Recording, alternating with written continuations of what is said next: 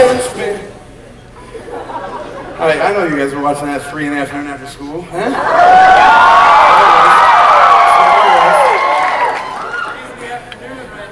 Stop it. Okay. It's great to have you young people out here today. We're going to have a very frank talk about a very sensitive issue.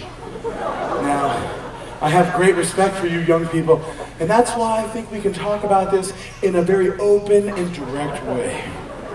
Feel free to ask questions at any time, please. Yes. What's the topic? Chastity, morality, yes. The talk, I guess. I hate these things. I just always feel so awkward. I know. I wish I could do it by email. Now, I hope my candor doesn't offend you. But I feel that this topic is important enough that we need to talk about it in a very explicit way. Okay? Sometimes, when you're in the mood for an omelet, you are not ready to break any eggs. So you use other ingredients such as mushrooms or cheese. But without the eggs, what do you have? Yes. Mushrooms and cheese. That's right. Now, mushrooms and cheese by themselves may seem pretty harmless, but once you have them there, what gets pretty tempting? Eating them? Good question. Anybody else? Yes. I think what my less spiritually advanced colleague means is that it gets tempting to crack the eggs. You hit the nail right on the head. Well, my mom said not to put all of our eggs in one basket. Thank heavens for the Relief Society. Yes. Hey, Dad. Yes, sweetheart. What if you're allergic to eggs? Nobody can stay away from the influence of eggs, sweetheart. But remember how you get a bad headache and a terrible bleeder? Well, I suppose we learned from that everything has consequences.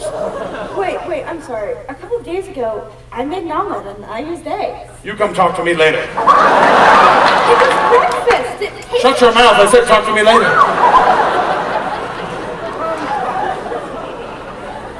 I'm in a cooking class and we use lots of eggs. Should I drop out?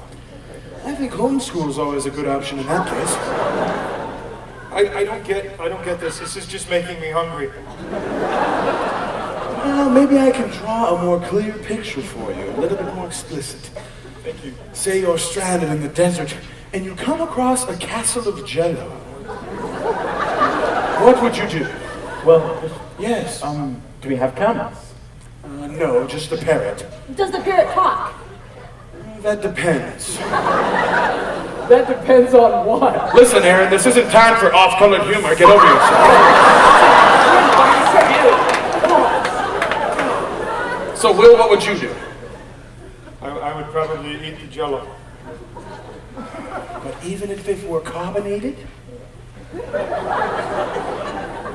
I guess not. You're right. That's right. Bingo.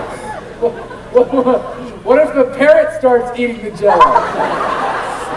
What's I suppose that in that situation, it's just good to turn and run and never look back. Well, Bishop, what if you look back and the parrot is laughing at you? That, my friends, is the moral of the lesson. Now, yes. I have to ask this, I'm sorry, but I've never understood what people mean when they talk about necking. That's awkward. Could you maybe explain it or pull a girl from the audience to show me?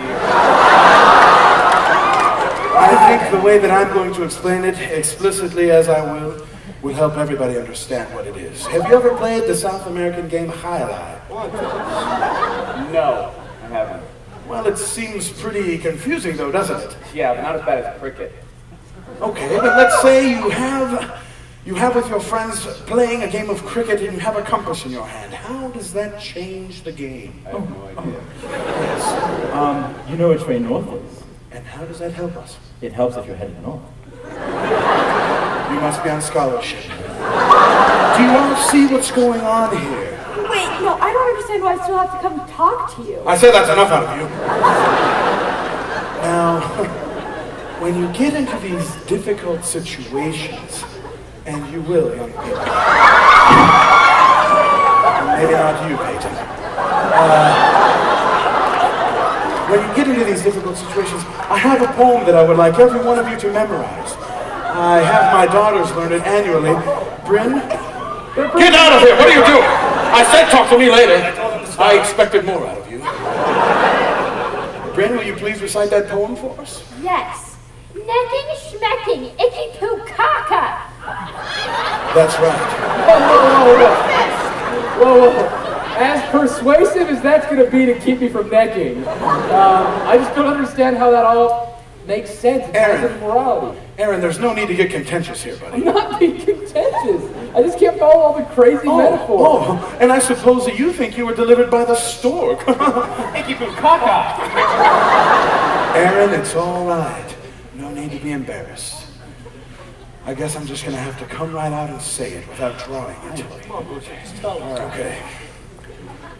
Say that you go to a garage sale that a flock of storks is having.